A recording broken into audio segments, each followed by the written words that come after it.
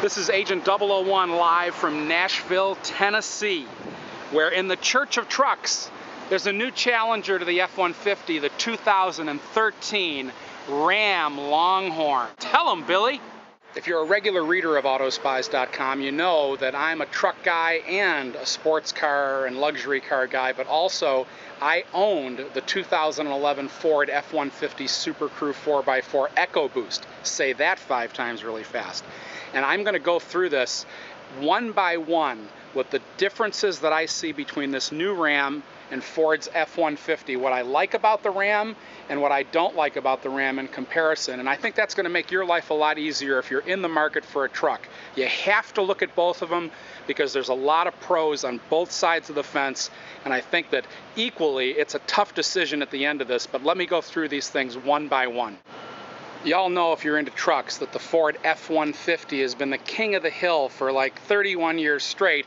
That's if you don't count the sales of GM trucks and Chevrolet trucks and combine them together. But that being said, Dodge and Chrysler with this new Ram, they want a big piece of that pie because Americans love trucks. And this truck is happening, man. This thing is really, really sexy. Ram has stepped it up. This is the Longhorn edition we're going to look at. I'm going to give you a quick walk around. There's so many things to know about this new lineup of 2013 Ram trucks. So many different options. We urge you to go look at all the photos on Autospies.com and details. But this one we're looking at is beautifully finished. Check out these new grills they've got. They're really, really masculine and strong. Check out the new face. They kept what was great about the Ram, but they've added a lot of sizzle to it with these projector beam lights. The killer grill, like I said, there's over 5 different grills that you can check out. And this one is finished in the top of the line Laramie Longhorn. Check out that badging. It's like a big Western belt buckle. 20-inch wheels, LED tail lights. This one's got it all. You got a truck, has to look tough. It has to have strength. And this one really, a lot of people will say that the Ram is the best looking truck in the market. So first, let's start with the face. This is arguably a tough one because this is a very handsome truck, but my personal opinion of the new 13 F-150s, I like the face of the Ford just a hair better. If I was ranking these 1 to 10, I'd give this a 9.75, and I'd give the Ford F-150, the 2013, about a 9.9. Along the side of the truck, from the profile, the Ram is less blocky and cut than the F-150, but very attractive. They have a lot of chrome accents, especially in this Longhorn one. You can get monochromatic treatments, but you get a lot of flexibility. And I think from the side, this one looks more like Toyota than the Ford does. It's not as squared off. I say it's a dead even draw on the side of the car. On the back, I like the tailgate on the F-150. But the F-150 doesn't have LED taillights, and this new Ram has LED taillights on the upper end model. So I'm going to give the advantage here to Ram because of the LEDs. I really think that gives it a signature, especially in like their Dodge Charger, the new Dart. LEDs are the future.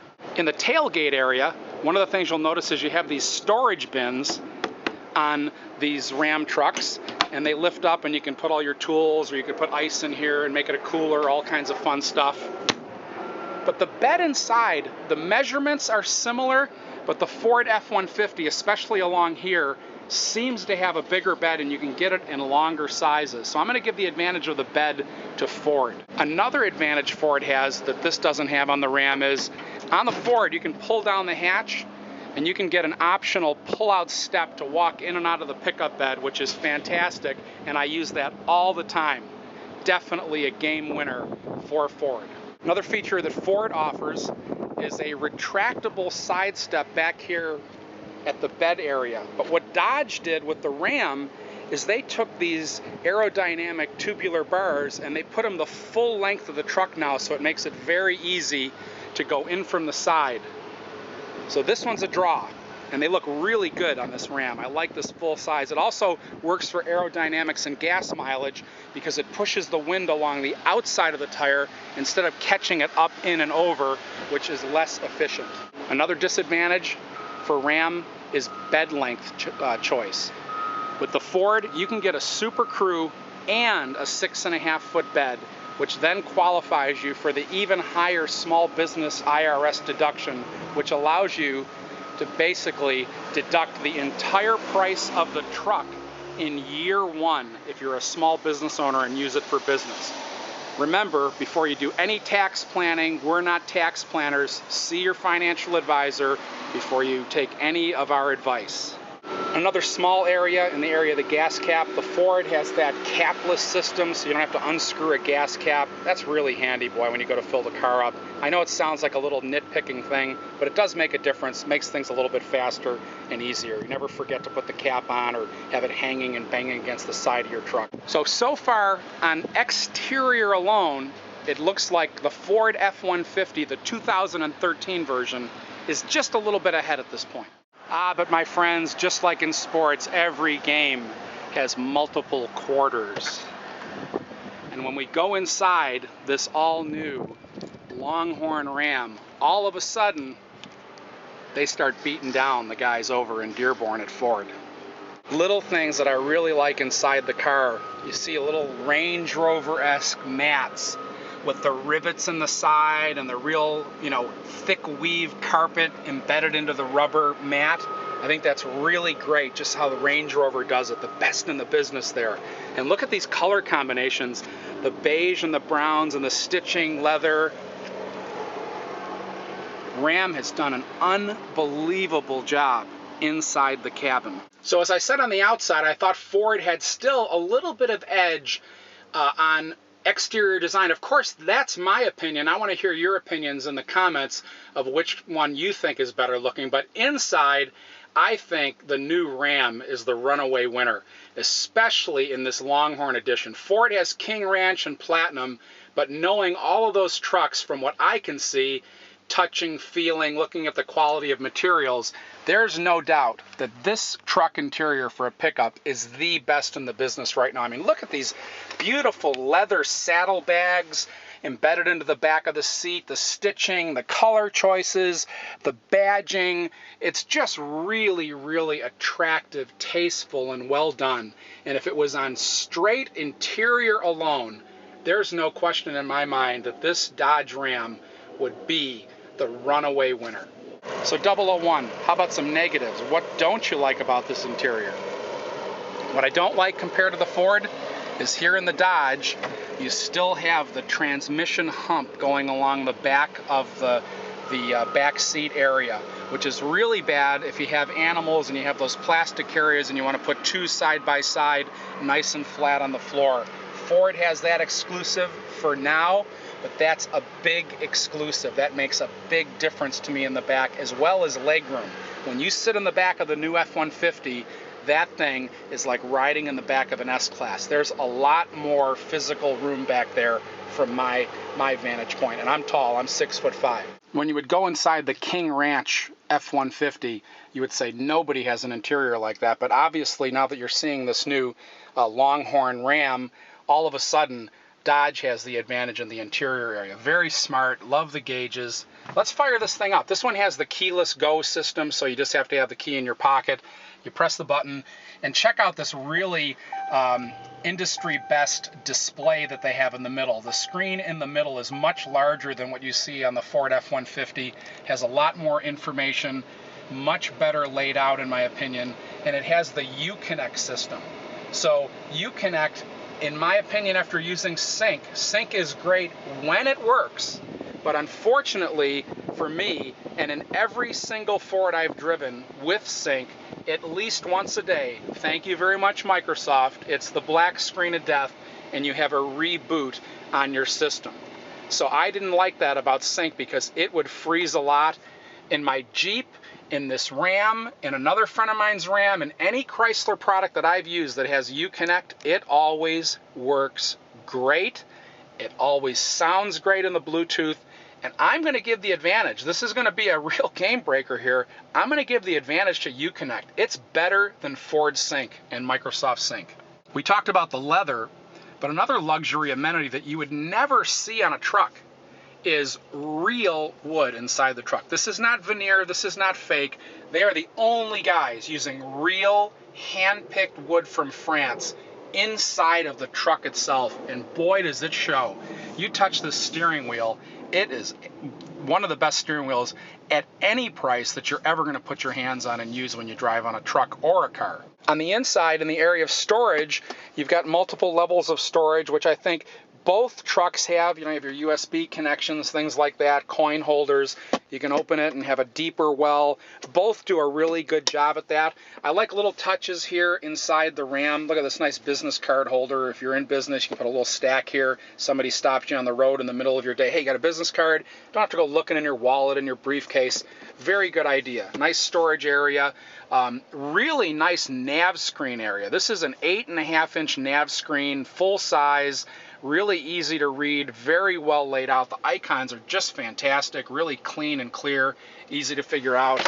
You've got a double-sized glove compartment here, very nice.